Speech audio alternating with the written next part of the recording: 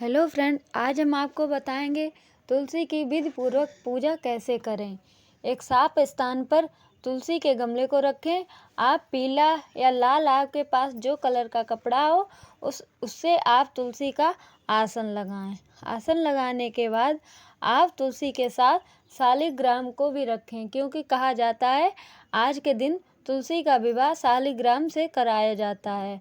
आप शालिग्राम को स्वच्छ जल से शालिग्राम को नहलाने के बाद आप तुलसी के पास शालिग्राम को विराजमान करें। विराजमान करने के बाद फिर आप तुलसी को जल से नहलाएं।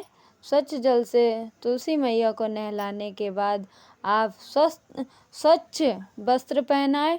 अगर आपने नए खरीदे तो आप आज के दिन लाल कलर के वस्त्र तुलसी मैया को पहना सकते हैं। अगर आपने नहीं खरीदे तो आप उन्हें स्वच्छ धुल के वस्त्र पहना दें।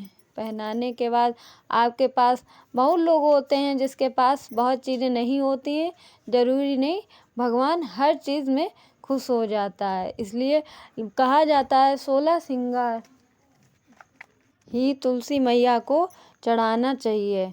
16 श्रृंगार अगर आपके पास हों तो आप तुलसी माँ को चढ़ाएं।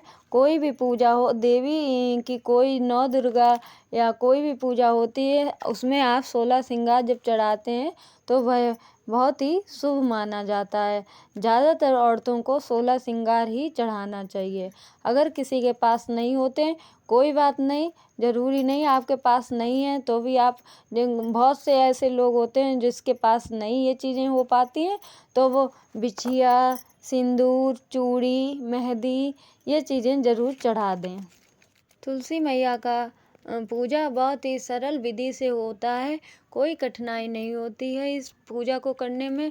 और कार्तिक मास की एकादशी को विवाह स्टार्ट हो जाता है करना। तुलसी मैया के विवाह होने के बाद हिंदू धर्म में लोगों के विवाह होना स्टार्ट हो जाता है। लोग कहते हैं कि शुरुआत भगवान जी से की जाती है, इसीलिए तुलसी जी का विवाह किया जाता है। फिर आप तुलसी मैया के सिंदूर लगाएं। सिंदूर तुलसी मैया के लगाने के बाद आप शालिग्राम के, अगर आपके पास चंदन हो तो चंदन लगाएं। चंदन आपको शालिग्राम का लगाना ज़रूरी होता है। अगर आपके पास चंदन नहीं है तो आप बंधन या सिंदूर भी लगा सकते हैं। जो भी आपके पास हो उसे शालिग्राम के भी लगाएं।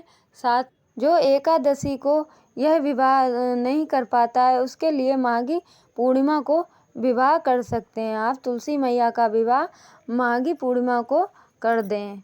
जिसने भी एकादशी को ना किया हो वह ये विवाह माघी पूर्णिमा को कर दें। और फिर आपके पास जो भी आपने श्रृंगार में चढ़ाया हो वो आप देवी मैया के ऊपर चढ़ाने के बाद आप किसी को भी पुण्य कर सकते हैं। अगर आप पुण्य करना चाहें तो किसी को आप दे सकते हैं, गरीब को दे सकते हैं, किसी को भी आप यह सारा श्रृंगार दे सकते हैं।